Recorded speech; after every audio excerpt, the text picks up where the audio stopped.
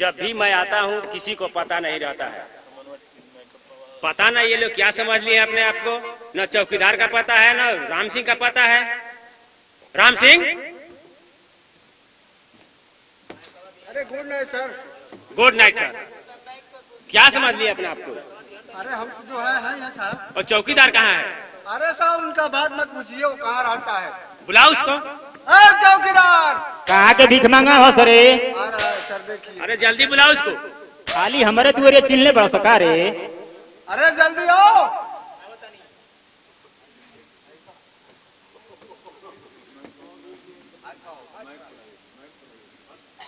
नमस्कार दरोगा जी।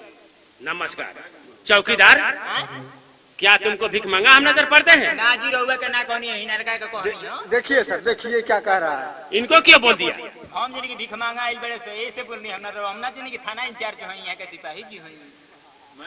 साहब जो जी में आता है वही बक देता है। जो समझ में आता वही बोल देगा तू? ना सरकार, अब ना बोलो। जानते हो आज कहाँ जाना है? कहाँ जाए के बाद?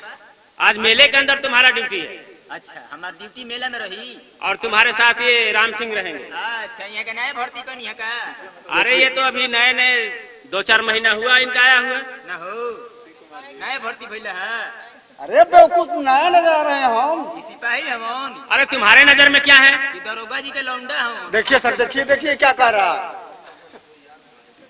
चौकीदार, ये तुम्हारा कोई रिश्तेदार है क्या?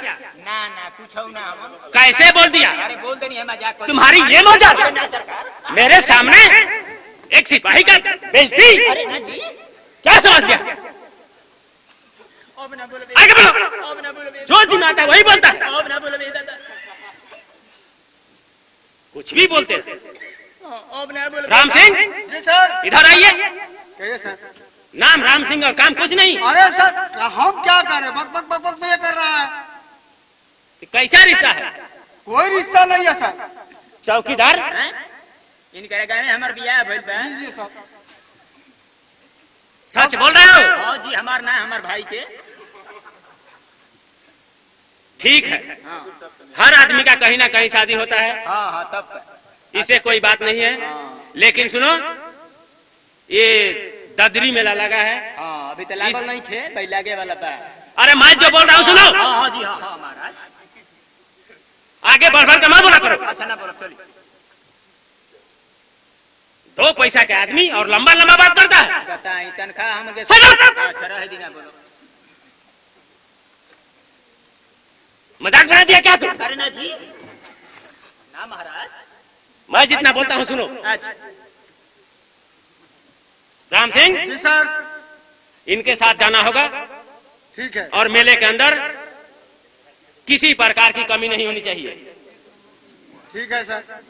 चौकीदार, हाँ मैं जो बता रहा हूँ सुन रहे हो? हाँ, सुनो तनी। कहाँ तुझे ड्यूटी करना है? मेला में। मेले के अंदर भी जगह है। हाँ तुम 1 नंबर पर रहोगे हाँ। और ये 2 नंबर पर रहेंगे। 2 नंबर के बुझाते बड़ो। देखिए सर, देखिए देखिए देखिए, हर वक्त तो मजाक करता मैं है सर। 2 नंबर चौराहे की बात करता हूँ। तुम क्या समझिए 2 नंबर का है? फिर वही बात। सरकार, हम जानी 2 नंबर पर है ना। ठीक बा 2 नंबर पर रहियो, हम 1 नंबर पर रहो। राम सिंह, जी सर। 2 नंबर पर रहेंगे। हम जा रहे हैं। तुम लोग के लिए हर व्यवस्था ओके है। ड्यूटी के लिए तैयार हो जाओ और मेले के अंदर किसी प्रकार की गुंडागर्दी नहीं होनी चाहिए। हमारा ड्यूटी पर च्यूटी ना खरखरा इन करके समझाई। और तो मैं तुमको भी समझा रहा हूँ। हाँ तो हमारा के समझाई, लेकिन उन्हों को समझाई। तुम दोनों साथ में रहोगे। हाँ, हम दोनों आदमी साथ में रह जाए। और किसी प्रकार की लापरवाही हुई हाँ तुम लोग अपना खैरियत समझना। ठीक। अच्छा, हम चल रहे हैं। जाता नहीं। क्या कुछ कहना है? ना जो कहना है बोलो। तो जाई। मेरे सामने बोलो। हाँ ना जाई। अच्छा तो हम जा रहे हैं। हाँ तो जाई। राम सिंह, जी सर। ध्यान देना। ठीक है सर। हाँ जाई। जा रहे हैं। हाँ जाई। ठीक है। हाँ जाई। जाता रहता जो। अरे चुतिया, जो जी में आता वही बक देता है। हाँ, कुछ कौनी है? क्या कह रहा है सर?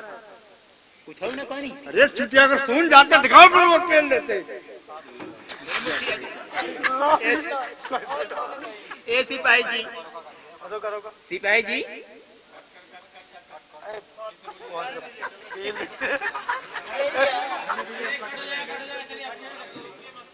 ए सिपाही जी कहो। अच्छा कहो।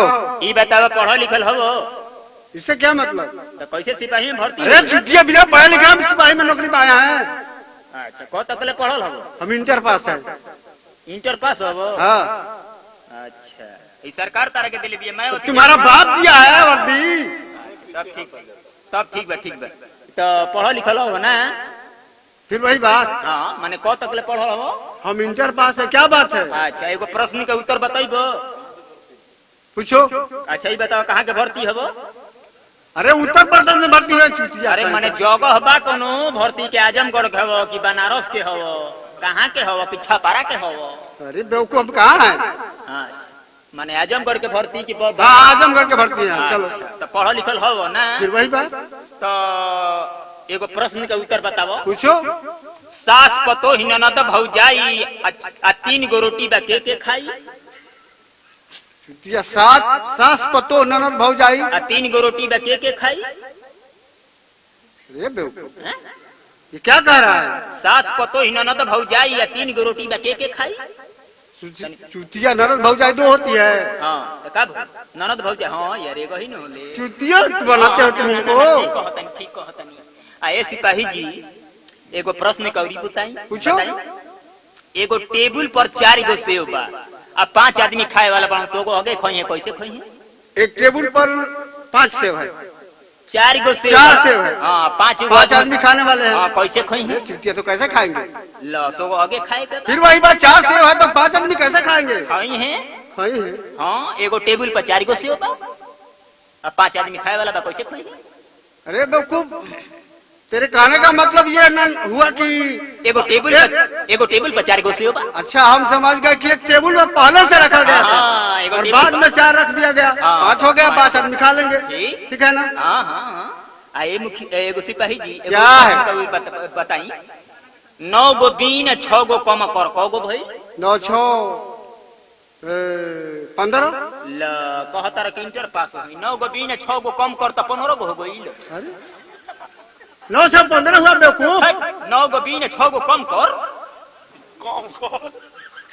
कम करने के लिए कह रहा है। तब तक हम समझा चुतिया कहीं का कम कर ना कम कर। 9 में 3 निकल गया 6 बचा। अच्छा ये बताओ 9 किलो चीनी या 3 किलो खैनी क किलो भाई? 9 किलो खैनी 9 किलो चीनी 3 किलो खैनी 9 3 12 हुआ। ये पढ़ल हो इंटर पास। 9 किलो चीनी 3 किलो खैनी तो 12 किलो हो गई। खैनी कह रहा है चुतिया हम तो खैनी कह रहा है। 9 किलो चीनी 3 किलो खैनी 6 किलो बचा। हाँ ठीक। अच्छा एगो और प्रश्न का उत्तर बताओ। पूछो। काथा सुपारी चूना पान दूबे कती के 22 कान। अरे बेवकूफ नहीं ना हो। 2 आदमी का 22 कान होगा। होला हो होला। हाँ 22 कान होला। कैसे होगा चुतिया कहीं का? काथा सुपारी चूना पान दूबे कती के 22 कान। रावण के कौ गो मुड़ी रहे? बताओ तो। 10 मुड़ी था। कानवा कौ गो हो गई? 10 दूनी 20। आ मंदोदरी के 2 गो। अरे चुतिया बहुत चालाक मालूम पड़ते हो तुम। बहुत चालाक। स्कूल के पिछवाड़ा पास है। हाँ हाँ ठीक है। ए मुखिया सिपाही जी क्या है? एगो गाना गाई। गाना? हाँ? गाना भी गाते एगो हो? हम सपना देखनी है। वो क्या?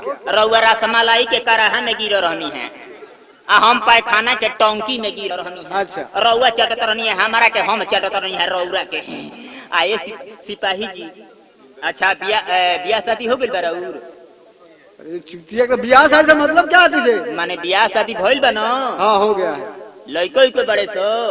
लड़का है? हो गो बड़े सो? 5 6 गए। के कर हम सो? कहीं क्या हर वक्त मजाक करता है। ए सिपाही जी क्या है? तनी टोपिया दी तो। तनी टोपिया हम लगावे के शौक बा कि पीपी हमहू बन जैती। टोपी लोगे? हाँ, तनी चलो लगा लो। ए सिपाही जी क्या है? हमर बेटावा पूरा रिजेक्ट हो गइल बा। तनी बेटा है दी तो लठिया। ए जी भाई जाके दुगो चलिए। टोपी और डंडा ले लिया तो सिपाही बन गया चुतिया कहीं को। नालायक, टोपी उठाओ, ए सिपाही हमारा टोपी उठाओ। रउवाली अपन टोपी ई कैप हो, टोपी ना। आए सिपाही जी, क्या है? एगो गाना गाई। गाना भी गाते हो? हाँ, बड़ा बढ़िया गाना गाई। सिखाओ, सुनी। सुनाओ। आए अरे साजन मेरा उस पार है, अरे साजन मेरा दतचियार है, हमारा सिपाही जी के बहनिया के भातार है। गीत है, गीत गा रहा तो कहीं का गाना है तो चुप गाली कर रहा है। एक और से बढ़िया गाना सुन रही क्या कहीं का गीत गाते हो, गीत गाली देते हो? एगो गाना सुनी भरत शर्मा के। भरत शर्मा का गीत गाओगे? हाँ, सुनी ला गाना गावा तनी भरत शर्मा। गाओ चुतिया कहीं का।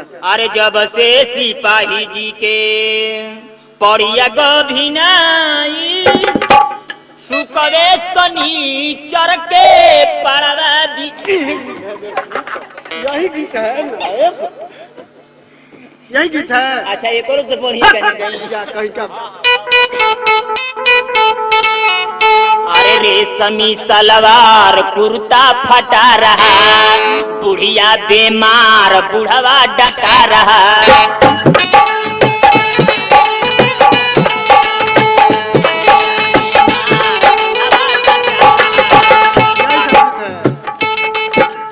जब जब बुढ़िया डांटे सिपाही जी के गोंद।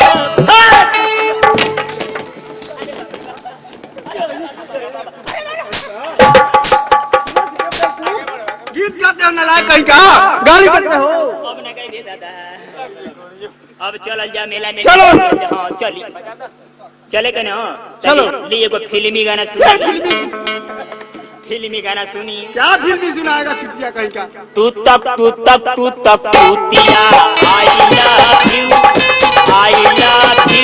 सिपहिया साला चूतिया।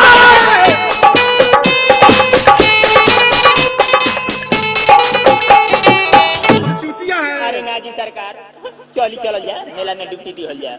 बेवकूफ पाँव लगा कर भर दिया तू। चली चली चलो। हाँ, चल।